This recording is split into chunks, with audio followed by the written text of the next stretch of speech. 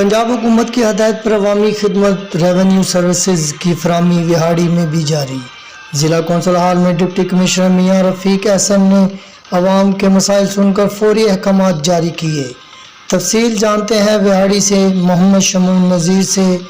जी मोहम्मद शमून नज़ीर, तफसीलात से आगाह कीजिएगा।